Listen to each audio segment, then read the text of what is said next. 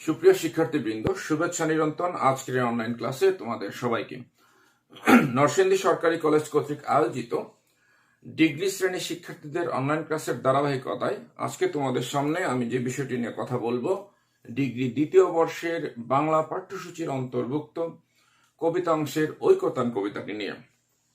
তোমাদের সঙ্গে আমি থাকবো খানিকক্ষণ। মোহাম্মদ বেলায়েত হোসেন, সহকারী অধ্যাপক, বাংলা বিভাগ, নরসিংদী সরকারি কলেজ। আমরা জানি যে ঐকতান কবিতাটি লিখেছেন কবি রবীন্দ্রনাথ ঠাকুর। রবীন্দ্রনাথ ঠাকুর সম্পর্কে আলোচনা করতে গেলে আমাদের বেশ কিছু বিষয় আলোচনা করতে হয়। যেহেতু কবি পরিচিতি নিয়ে খুব বেশি বলার সুযোগ নেই, তারপরে আমি বলবো যে রবীন্দ্রনাথ ঠাকুরের এই ঐকতান কবিতার প্রেক্ষাপট ধরে যদি কথা বলি, ঐকতান কবিতাটি নেওয়া হয়েছে রবীন্দ্রনাথ ঠাকুরের জন্মদিনের নামক কাব্যগ্রন্থ থেকে, এবং জন্মদিনের কাব্যগ্রন্থটিতে ঐকতান কবিতাটি রবীন্দ্রনাথের মৃত্যুর 4 মাস আগে প্রকাশিত হয়েছিল। এই কবিতায় আমরা দেখতে পাই যে স্থিতপ্রজ্ঞ এক অশীতিপর বৃদ্ধের জীবনের অকপট স্বীকারোক্তি। তিনি জীবনের হিসাব মিলাতে ব্যস্ত আছেন বা হিসাব মিলাতে চেষ্টা করেছেন যে এই জীবনে তিনি কি পেলেন বা তার ব্যর্থতাগুলো কোন জায়গায়। তো সুপ্রিয় শিক্ষার্থীবৃন্দ, আমরা দেখব যে রবীন্দ্রনাথ তার জীবনের সফলতা ব্যর্থতার হিসাব মিলাতে গিয়ে দেখতে পেয়েছেন তা অকপটে স্বীকার করে নিয়েছেন ঐকতান কবিতায়, এবং কবিতার মাধ্যমে তিনি আমাদের সামনে উপস্থাপন করার চেষ্টা করেছেন। তাহলে আমরা বলতে পারছি যে এই কবিতাটি জন্মদিনে গ্রন্থের অন্তর্ভুক্ত, এবং সে কাব্যগ্রন্থের 10 সংখ্যক কবিতা। এই মজার ব্যাপার হলো এই কবিতাটি একাদশ দ্বাদশ শ্রেণীর সিলেবাসে পাঠ্যসূচিতে অন্তর্ভুক্ত আছে এবং ডিগ্রি শ্রেণীতে। মজার আরো ব্যাপার হলো যে একাদশ দ্বাদশ শ্রেণীতে কবিতাটি সংক্ষেপে দেওয়া আছে, আমাদের ডিগ্রি শ্রেণীর শিক্ষার্থীদের জন্য পুরো কবিতাটি পাঠ্যসূচিতে অন্তর্ভুক্ত আছে। তো যাই হোক, আমরা ঐকতান বলতে এই কবিতায় যে বিষয়টি আমরা দেখব তা হলো ঐকতান ব্যাপারটি বলতে তিনি কি বোঝাতে চেয়েছেন, তারপর আমরা কবিতা ধরে কথা বলবো।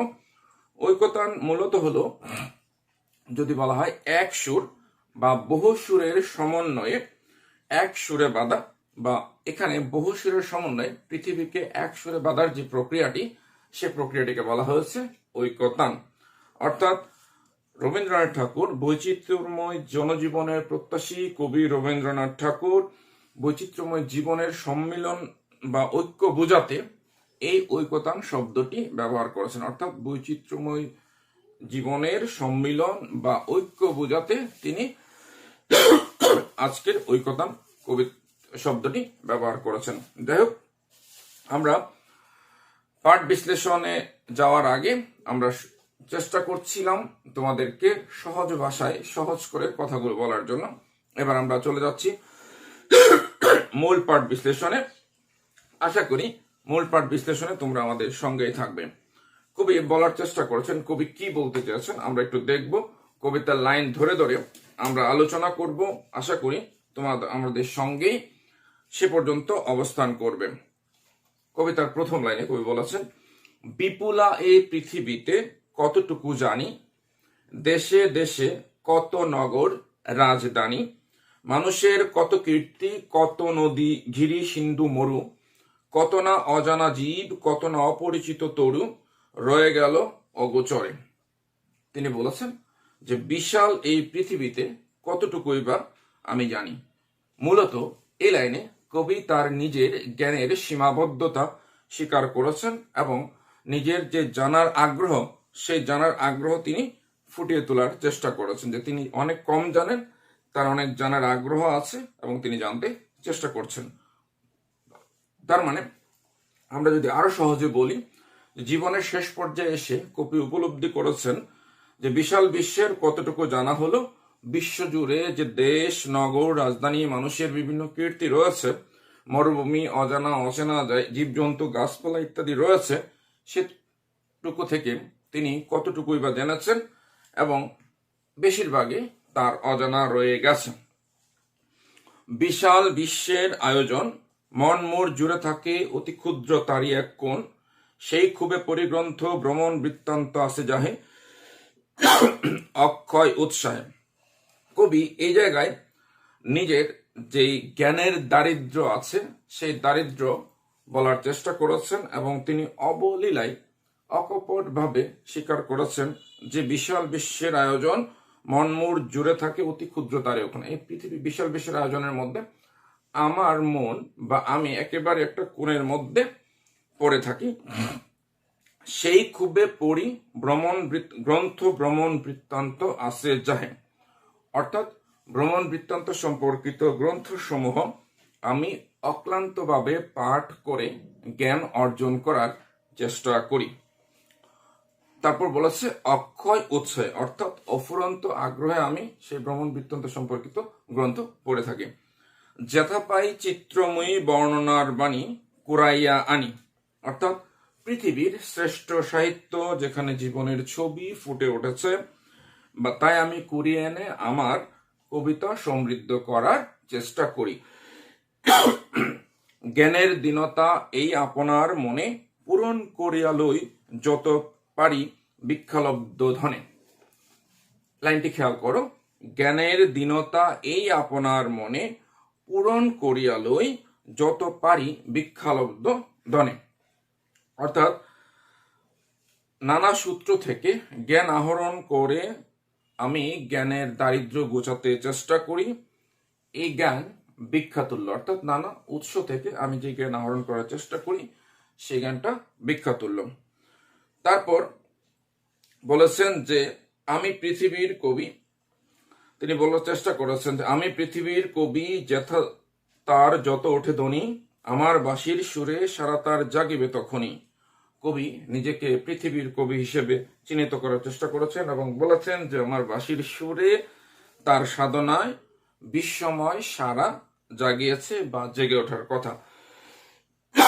এই স্বর সাধনায় পৌঁছিল না বহুতর ডাক, রয়ে গেছে ফাঁক। এই বিষয়টি উপলব্ধি করার ব্যাপার।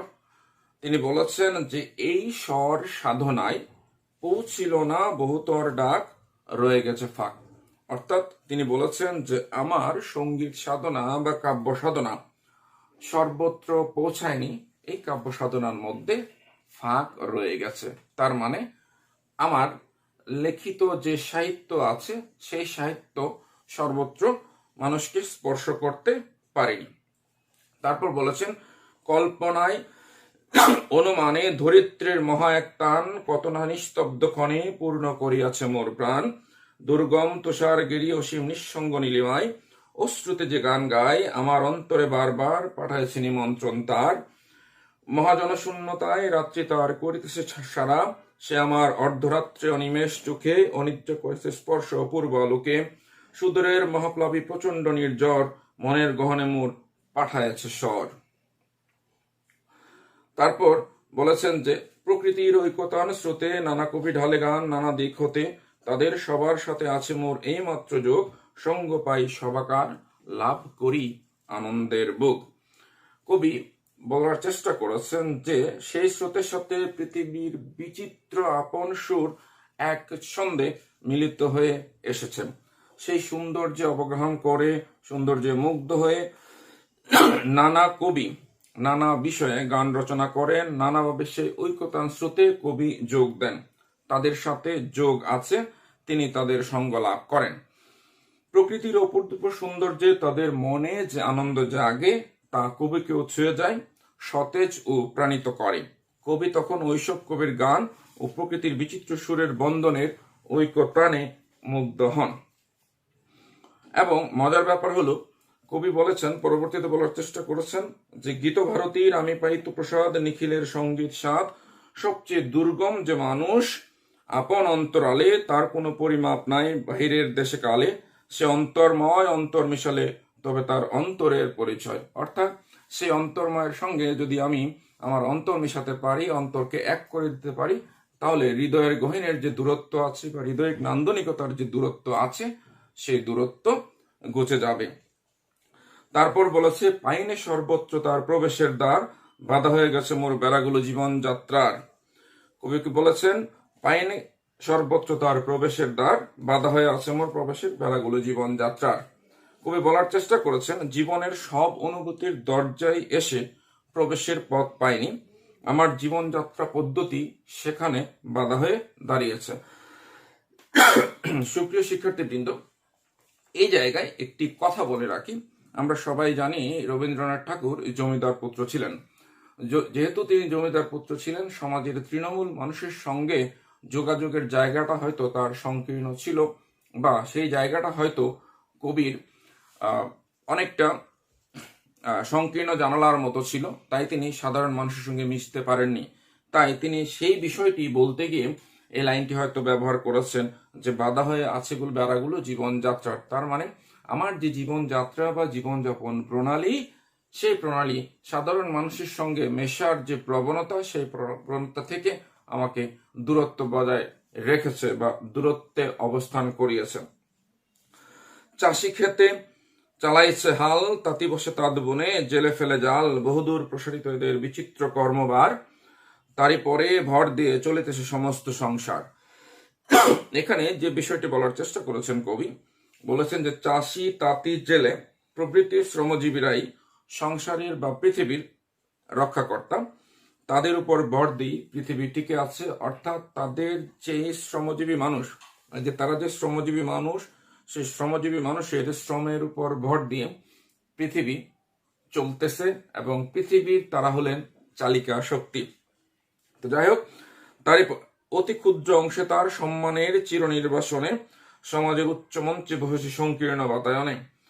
অর্থাৎ এখানে চিরনির্বাসন বলতে কবির মনের ভেতরে যে আত্মদহন তৈরি হয়েছে, সে আত্মদহন থেকে এই শব্দটি তিনি হয়তো ব্যবহার করে থাকতে পারেন, যে অতি ক্ষুদ্র তারই অংশে সম্মানের চিরনির্বাসনে। অর্থাৎ আমরা যদি একটু বিশ্লেষণ করে দেখাই, বিশ্লেষণাত্মক ভঙ্গিতে যদি বলি যে বন্ধন বঞ্চিত সাধারণ শ্রমজীবী থেকে দূরে তিনি সমাজের উচ্চ মঞ্চে অবস্থান করেছেন, যা তার দৃষ্টিতে একেবারেই নির্বাসনের মতো। এবং তিনি বলেছেন সমাজের উচ্চ মঞ্চে বসেছি সংকীর্ণ বাতায়নে, অর্থাৎ জনবিচ্ছিন্নতা এবং বিশ্ববোধের প্রতিবন্ধকতাকে কবি এখানে সংকীর্ণ জানালা হিসেবে উল্লেখ করেছেন। তারপর তিনি বলেছেন মাঝে মাঝে গেছি আমি ও পাড়ার প্রাঙ্গণের ধারে, ভিতরে প্রবেশ করি সে শক্তি ছিল না একেবারে। তিনি যে সাধারণ মানুষের কাছাকাছি যাওয়ার চেষ্টা করেননি তা নয়, তিনি চেষ্টা করেছেন যেতে। বলেছেন যে শ্রমজীবী এবং সমাজ জীবনের মানুষদের দেখতে, শ্রমজীবী এবং শ্রমক্লান্ত মানুষদের দেখতে, বা অন্তঃশ্রেণী বা ব্রাত্য শ্রেণীর মানুষদেরকে দেখতে তিনি মাঝে মাঝে যাওয়ার চেষ্টা করেছেন, কিন্তু তাদের অন্তরের যে গভীর ভাবনাগুলো, সেই ভাবনাগুলো তিনি হয়তো উপলব্ধি করতে পারেননি, বা সেই ভাবনাগুলো তিনি তুলে আনার চেষ্টা করতে পারেননি। এই যে তার প্রতিবন্ধকতা, এই যে তার সীমাবদ্ধতা, সেই সীমাবদ্ধতার কথাটুকু তিনি অকপটভাবে স্বীকার করেছেন।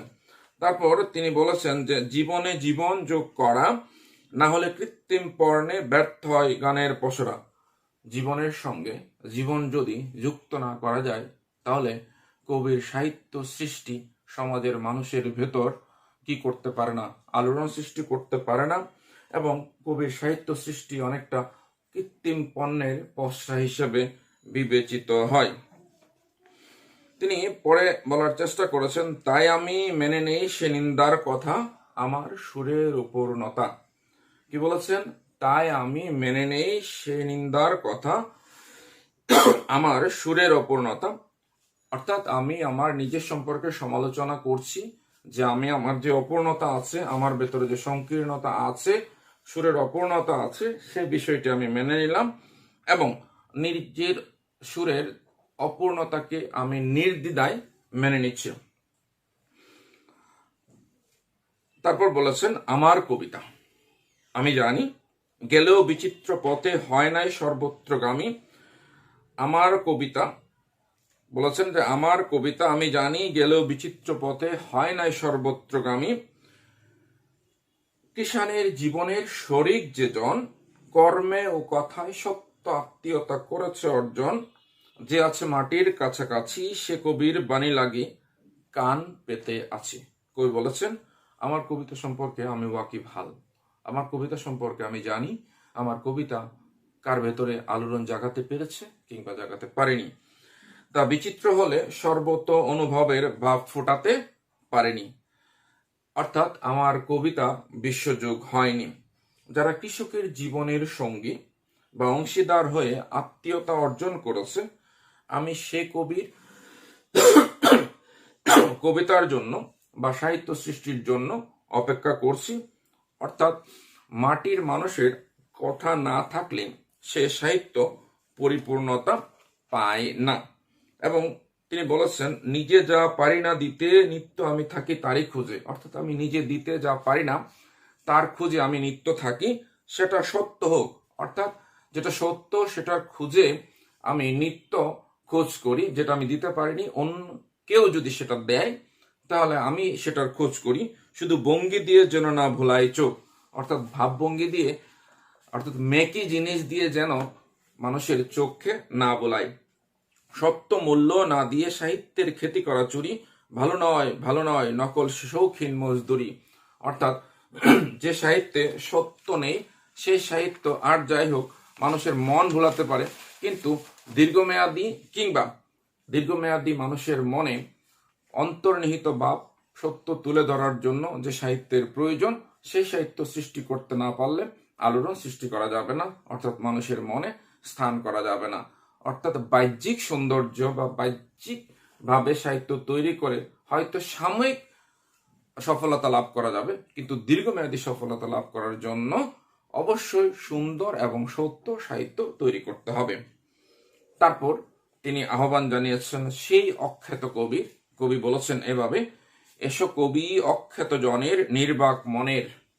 অর্থাৎ হে অখ্যাত জনের কবিরা, অর্থাৎ শ্রমজীবী মানুষের কবিরা, তোমরা এসো। অর্থাৎ যাদের কবিতায় সাধারণ মানুষের কথা ফুটে উঠবে, কবি সেই সাধারণ এবং শ্রমজীবী মানুষের কবিদের আহ্বান করেছেন। মর্মের বেদনা যত করিয়া উদ্ধার, প্রাণহীন এদেশেতে গানহীন যথাচারিদার, অবজ্ঞার তাপে শুষ্ক নিরানন্দ সেই মরুভূমি, রসে পূর্ণ করে দাও তুমি। এখানে প্রাণহীন শব্দটি ব্যবহার করে কবি মনের হতাশা ব্যক্ত করেছেন। তিনি বলেছেন যে শ্রমজীবী মানুষকে অবজ্ঞা করায় বর্তমান সাহিত্যের ভুবন আনন্দহীন ঊষর মরুভূমিতে পরিণত হয়েছে। আমি শব্দটি বাক্যটি আবারও বলছি, শ্রমজীবী মানুষকে অবজ্ঞা করায় বর্তমান সাহিত্য ভুবন আনন্দহীন ঊষর মরুভূমিতে পরিণত হয়েছে।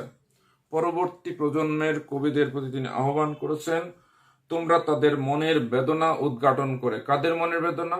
সমাজের যে সাধারণ মানুষ আছেন তাদের মনের বেদনা উদ্ঘাটন করে সাহিত্যের মরুভূমিতে রসে পূর্ণ করে দাও।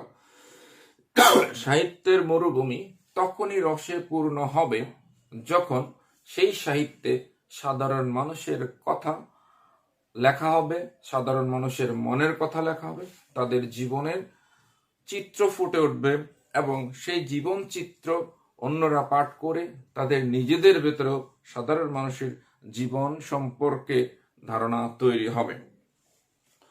অন্তরের যে উৎস তার আছে আপনারই, তাই তুমি দাও উদ্বাড়ি। উদ্বাড়ি শব্দটি ব্যবহার হয়েছে উন্মুক্ত করে দেওয়ার জন্য, ওপেন করে দাও। তোমার অন্তরে যে রসের উৎস আছে তা তুমি সবার জন্য উন্মুক্ত করে দাও। সাহিত্যের ঐকতান সঙ্গীত সবাই একতারা যাহাদের, তারাও সম্মান যেন পায়। অর্থাৎ সাহিত্য যেন জীবনের সর্বপ্রান্ত স্পর্শ করে। সেই সাহিত্যের ঐকতান সঙ্গীত সবাই গ্রাম থেকে আসা একতারার যে শিল্পী, একতার হাতের যে বাউল শিল্পী, সেই উপেক্ষিত মানুষের যে শিল্পী, সেও যেন স্থান পায়, এটি তিনি কামনা করেছেন। অর্থাৎ সাধারণ মানুষের কথা, অর্থাৎ প্রান্তীয় শ্রেণীর মানুষ, সমাজের যে নিম্নবর্গীয় মানুষ আমরা যাদেরকে বলি, সেই একটার হাতে বাউল, তাদের কথাও যেন আমাদের সাহিত্যে স্থান পায় এবং তাদের কথা লেখার জন্য অনাগত দিনের যে কবিরা আছেন, অর্থাৎ মাটির কাছাকাছি যে কবিরা আছেন, সেই কবিদেরকে তিনি আহ্বান জানিয়েছেন। তারপর বলেছেন, মুখ যারা দুঃখে সুখে নতশির স্তব্ধ যারা বিশ্বের সম্মুখে, অগুগুণী কাছে থেকে জুড়ে যারা তাহাদের বাণী যেন শুনি, তুমি থাকো তাহাদের জ্ঞাতি তোমার খ্যাতিতে তারা পাই যেন আপনারই খ্যাতি, আমি বারংবার তোমারে করিব নমস্কার। একেবারে সর্বশেষে তিনি এই কথাগুলো বলেছেন। কি বলতে চেয়েছেন আমরা একটু যদি ব্যাখ্যাটা খেয়াল করি। দুঃখ কষ্ট সহ্য করা নির্বাক মনের যে মানুষ আছেন, যারা প্রতিবাদের ভাষা জানেন না, যারা মাথা নিচু করে থাকেন সমাজে, এবং যারা আমাদের খুব কাছের হয়েও দূরে অবস্থান করছে, সেই তাদের কথা সাহিত্যে প্রতিফলিত করার জন্য জ্ঞানীগণ, যারা অনাগত দিনের কবি আছেন, সেই জ্ঞানীগণের কাছে তিনি আহ্বান জানিয়েছেন যে সমাজের তৃণমূল পর্যায়ের যে মানুষ আছেন, সেই মানুষের কথা যেন তাদের লেখায় ফুটে ওঠে। বলেছেন, হে জ্ঞানী গুণীগণ, তাদের কথা যেন তোমাদের নিকট থেকে আমরা শুনি, অর্থাৎ তাদের কথা যেন তোমাদের সাহিত্যে ফুটে ওঠে। অর্থাৎ সাহিত্যের মহানন্দের মহা আয়োজনে একতারার বাউল শিল্পীও যেন সম্মান পায়, যারা ভাষাহীন সুখ দুঃখে, যারা বিশ্বের দরবারে নতশির, তারাও যেন সম্মান লাভ করে। সেজন্য মাটির কাছাকাছি কবিরা যেন সাধারণ মানুষের কথা তুলে ধরেন, যারা গুণী তারা কাছে থেকেও যারা দূরে অবস্থান করছে, সেই সকল মানুষের কথা যেন সাহিত্যে ফুটে ওঠে।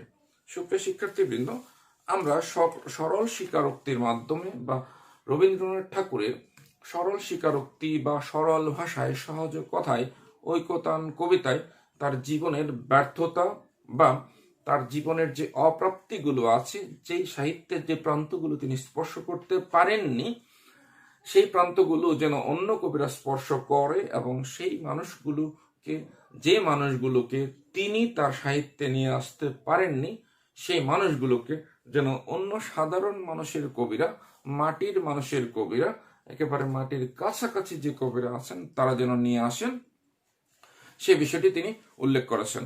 একটু খেয়াল করে দেখবেন যে এই কবিতায় কবি তার জীবনের ব্যর্থতা হিসেব নিকেশ করেছেন। তিনি কোন কোন জায়গাগুলোয় ব্যর্থ হয়েছেন, এবং বড় মনের মানুষের পরিচয় হলো যে সে যদি তার নিজের সম্পর্কে আত্মসমালোচনা করতে পারে। আমরা আমাদের ভেতরে এই বিষয়টা খুব কাজ করে। আমরা সাধারণ মানুষ যারা নিজের আত্মসমালোচনা করতে পারে না, অন্য যদি আমার একটু ক্ষুদ্র সমালোচনা করে, তাহলে আমরা অন্যের সমালোচনায় মুখর হয়ে উঠি। কিন্তু রবীন্দ্রনাথ ঠাকুর তিনি বড় মাপের মানুষ, এবং তিনি বড় মনের পরিচয় দিয়েছেন। তিনি আত্মসমালোচনার মাধ্যমে বলতে চেয়েছেন যে আমার জীবনের অনেক অপূর্ণতা আছে, আমার জীবনের অনেক অসঙ্গতি আছে, আমার জীবনের অনেক অপ্রাপ্তি আছে, আমার সাহিত্যের অনেক অপূর্ণতা আছে। সেই অপূর্ণতাগুলো যেন পূর্ণ হয় সেই সাধারণ মানুষের কবিদের লেখার মাধ্যমে। এবং তিনি আরেকটি বিষয় এখানে উল্লেখ করার চেষ্টা করেছেন, একটু সূক্ষ্মভাবে যদি আমরা দৃষ্টি দেই, যে রবীন্দ্র সমসাময়িক সাহিত্যে হয়তো সাধারণ মানুষের কথাগুলো ওইভাবে আসতো না, এই জন্য হয়তো তিনি ওই কামনাটা করেছেন অনাগত দিনের কবিদের কাছে সাধারণ মানুষের কথাগুলো যেন তাদের কবিতায় স্থান পায়, সে বিষয়টি তিনি খেয়াল করার তুলে ধরার চেষ্টা করেছেন। যারা অনাগত দিনের কবি হবেন, যারা কবিতা লিখবেন, তাদের কবিতায় যেন সমাজের তৃণমূল, প্রান্তীয় শ্রেণীর, অন্তজ শ্রেণীর, একতারার বাউল, তারা যেন স্থান পায়। অর্থাৎ বাংলা সাহিত্য যেন সাধারণ মানুষের জয় জয়কার হয়। বাংলা সাহিত্যে সাধারণ মানুষের তাদের জীবন বৈচিত্র্য, জীবন চিত্র, এবং পৃথিবীকে যারা চালিয়ে নিয়ে যাচ্ছেন, অর্থাৎ পৃথিবীর যারা মূল চালিকা শক্তি, সেই শ্রমজীবী মানুষের কথা যেন কবিতায় ফুটে ওঠে, গদ্যে ফুটে ওঠে, অর্থাৎ সাহিত্যে যেন তাদের একটি খুব ভালো স্থান হয়, সে বিষয়টি তিনি অনাগত কবির কাছে প্রার্থনা করেছেন ঐকতান কবিতায়। সুপ্রিয় শিক্ষার্থীবৃন্দ, শুভেচ্ছা রইল তোমাদের জন্য। আবার হয়তো কোনোদিন দেখা হবে তোমাদের সঙ্গে। সবসময় একটা কথা বলি, হাসতে শিখুন, হাসতে শেখান, হাসি বিতরণ করুন। আজ এ পর্যন্তই। সবার জন্য নিরন্তর শুভকামনা।